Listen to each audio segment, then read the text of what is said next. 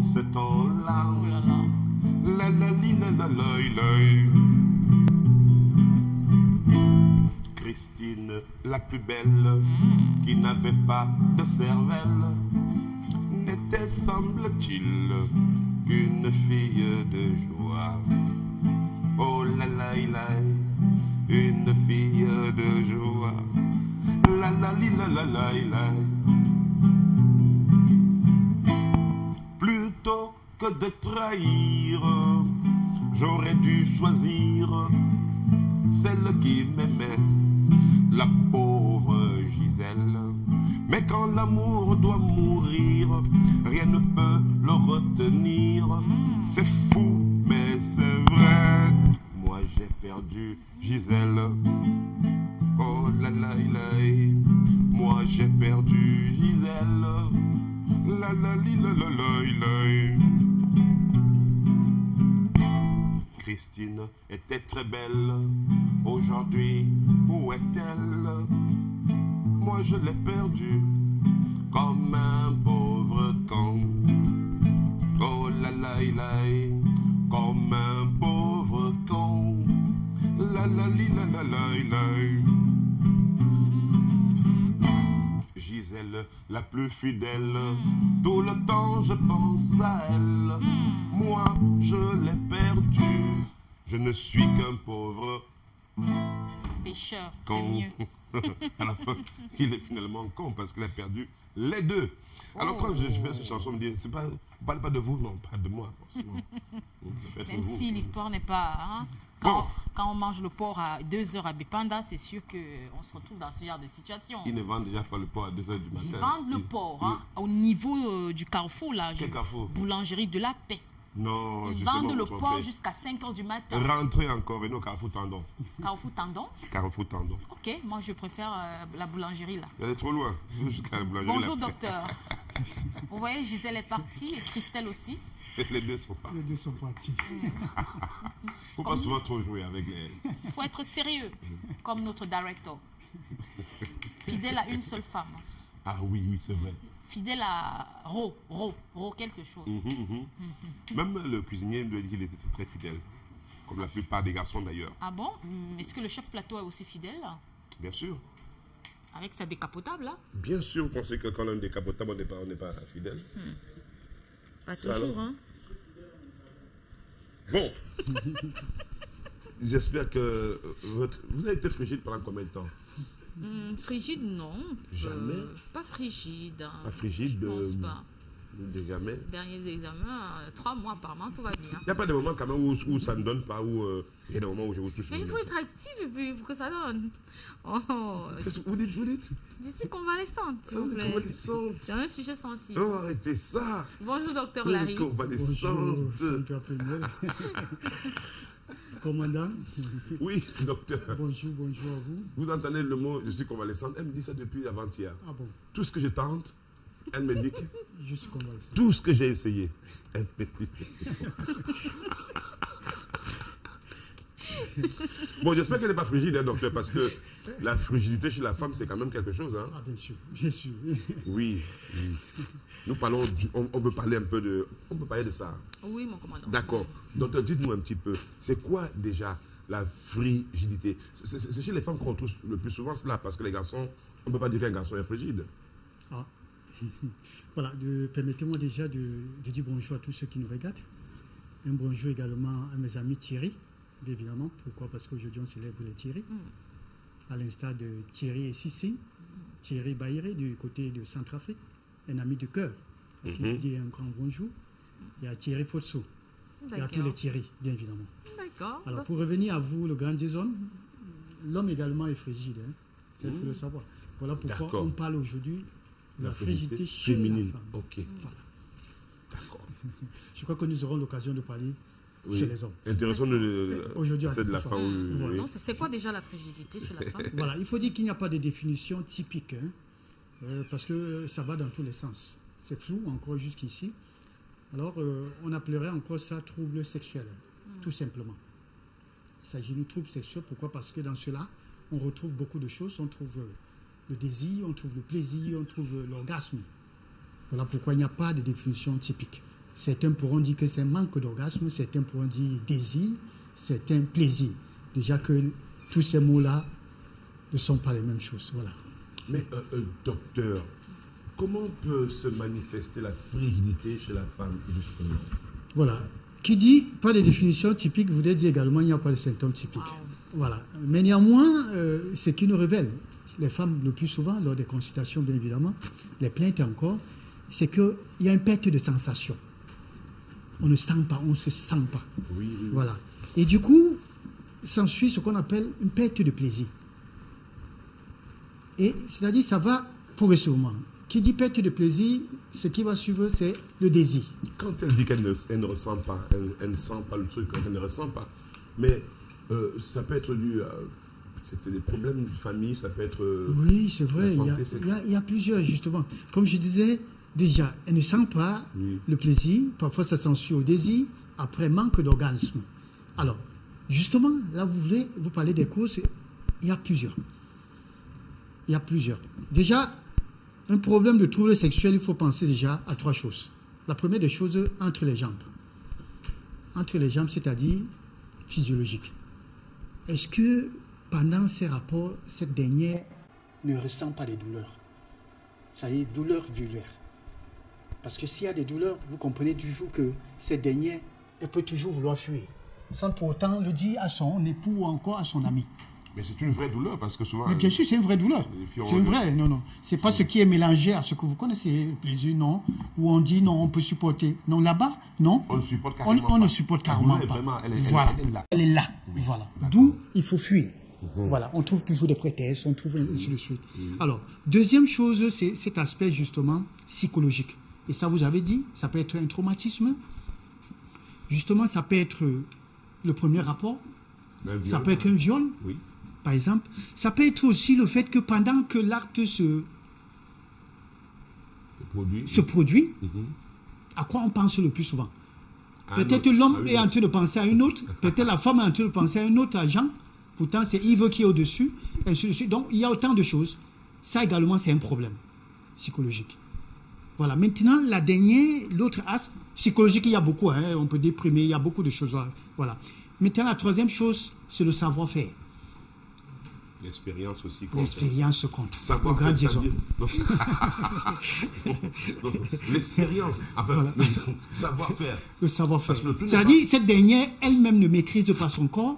Et encore, le partenaire, le conjoint peut ne pas maîtriser la chose. Ou encore savoir s'y prendre. Voilà donc les 3 causes de ce qu'on appelle la frigidité. Voilà. D'accord, docteur. Y a-t-il des différences entre désir, plaisir et orgasme sexuel? Oui, bien évidemment. Vous allez comprendre que, voilà pourquoi j'ai dit qu'il n'y a pas de définition typique. Dans désir, on parle d'envie. Vous allez comprendre que le désir cause ce qu'on appelle le plaisir. Le plaisir, c'est quelque chose d'agréable. Vous comprenez? Ça monte.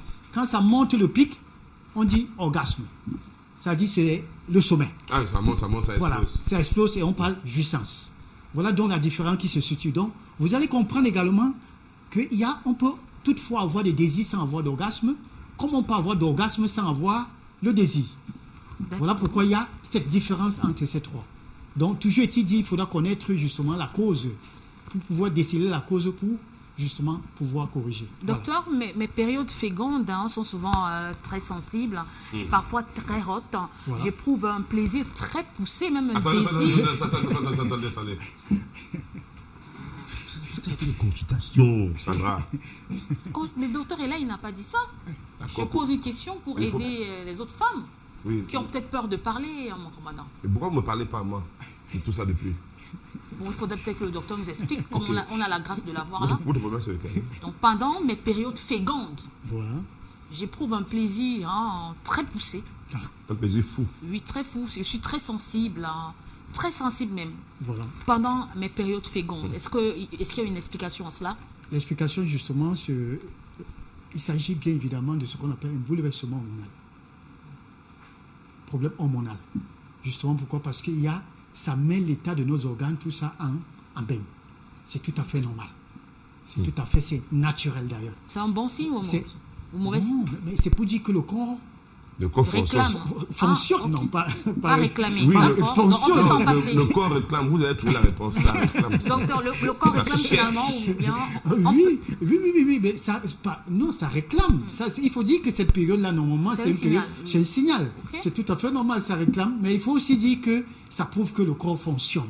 Ça, il faut le dire ainsi. Il faut aussi savoir se maîtriser. Il faut savoir aussi se maîtriser, justement. Pourquoi? Parce qu'on risque justement d'être sujet aux grossesses ou encore à certains machins indésirés et tout. Voilà. Donc c'est un sujet très intéressant. Hein.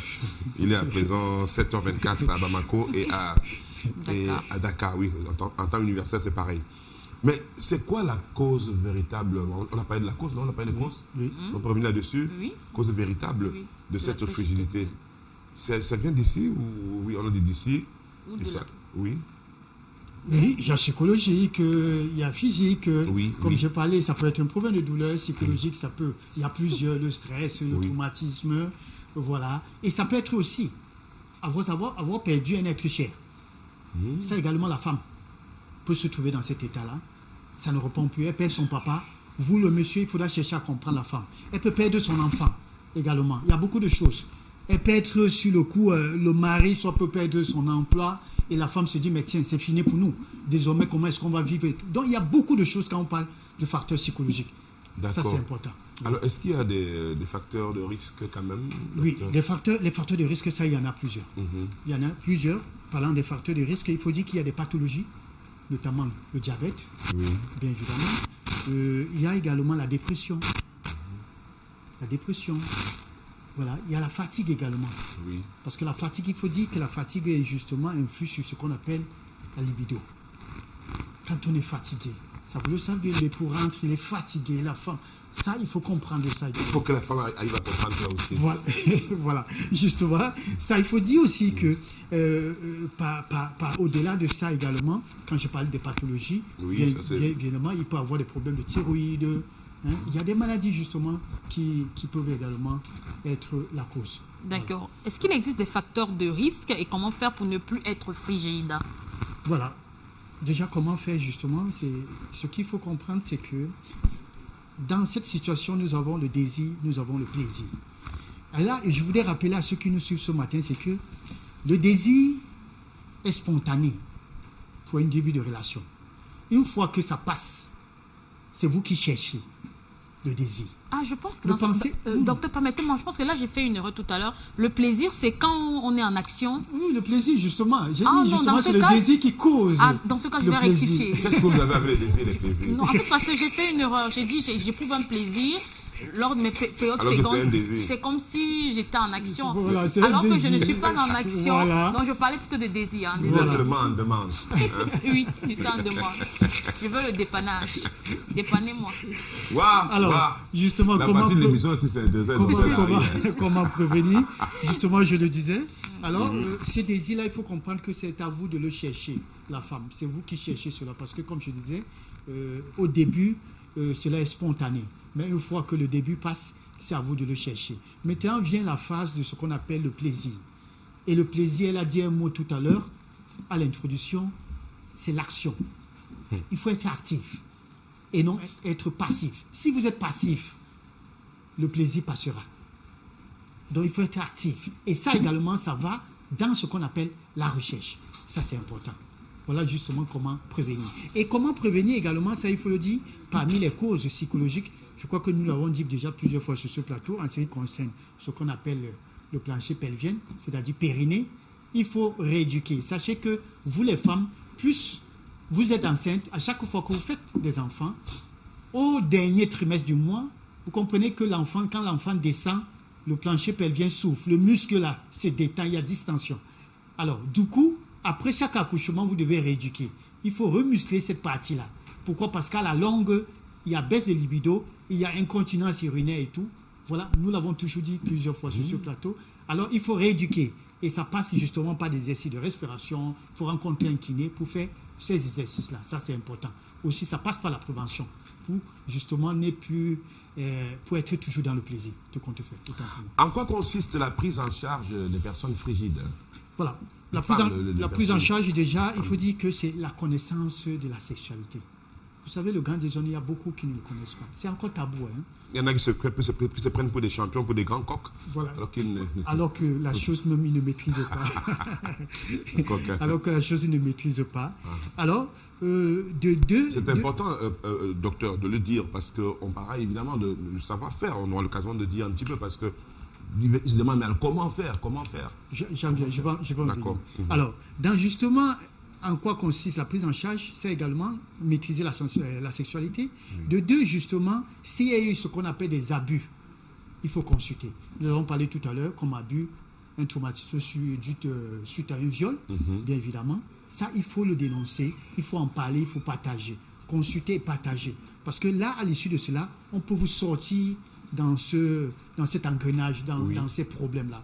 Ça passe également par une prise en charge. Ça, c'est important de partager. Et ça, nous avons des sexologues, nous avons des psychologues qu'il faut rencontrer pour vous accompagner justement dans cela. Maintenant, il faudra déceler si c'est un problème pathologique. C'est également ça, il faudra consulter pour qu'on puisse vous aider. D'accord. Merci beaucoup, docteur Larry. Stéphane Nguemi, pour ces conseils pratiques en mot de fin. Voilà, le mot de fin, ce que je voudrais dire, c'est que... vous ne voulez pas qu'on dise... Bon, la réalisation, il va globaliser parce que tout nous, on ça. a encore deux questions, hein, docteur. Mais peut-être il va globaliser sur le mot de fin. D'accord, je renforce alors. Je renforce votre question dans ce cas. Renforcer. Si j'ajoute un peu. Bon, comment réagir on va gérer la réalisation. Quand il me dit, tu es frigide, hein? Comment doit réagir une femme quand le gars lui dit, tu es frigide? Et puis l'autre question de Sandra, c'est... Oui, qu'est-ce qu'on peut retenir son mot de fin? Voilà. Ce qu'on peut retenir déjà, c'est que la frigidité chez la femme n'est pas une fatalité. Ça, il faut le dire. Et comment réagir? Vous savez, un problème de trouble sexuel, il s'agit de deux personnes. Inutile, vous, l'homme, de dire à une femme, tu es frigide. Plutôt l'expression, tu devrais plutôt dire, je pense que j'ai comme l'impression que quelque chose ne va pas. Tu n'éprouves pas du plaisir quand je fais avec toi. Ça, c'est important de le dire. Parce que, au-delà de ce que vous puissiez penser, que la femme, tu es frigide, vous pouvez être la cause. Et ça, vous l'avez dit tout à l'heure, c'est comment faire. Il y a des gens qui pensent que ces choses-là, c'est uniquement poser le ballon et tirer un penalty. Il ne s'agit pas de ça. Vous savez, grand exemple, vous allez voir toujours, quand on veut tirer un penalty, le joueur fait, qu'est-ce qu'il fait? Il prend le ballon, qu'est-ce qu'il fait? Il touche comme ça. Même un gardien, quand il met pour dégager, il positionne et il touche. Certains vont jusqu'à faire des bises. Oui, tout à fait. Que, attends-moi. Voilà, c'est ça. Voilà comment ça passe par là. Oui, c'est pourquoi les gens comprennent cette illustration-là. On ne va pas, non, vous allez rater votre tir. Ça, ce penalty, vous allez le rater. Donc, ça passe justement par ce qu'on appelle les préliminaires. Et ça, c'est la communication. Dans ce trouble sexuel, il faut la communication. S'il n'y a pas de communication, vous ne pouvez pas arriver. La communication, ça passe par ça. Pourquoi tu ne le sens pas? Qu'est-ce que tu veux que je fasse pour toi? Ainsi de suite. Ce partage, cet échange, c'est ça qui aboutit à ce qu'on appelle un réel amour. Voilà. Docteur, merci infiniment pour toutes ces différentes lumières sur des points sombres qui certainement ombrageaient un petit peu la mémoire des uns et des autres. On va reparler certainement des préliminaires et autres avec plaisir. Avec plaisir, rassurez-vous. Hein. Mais on va dire bonjour rapide à Madina.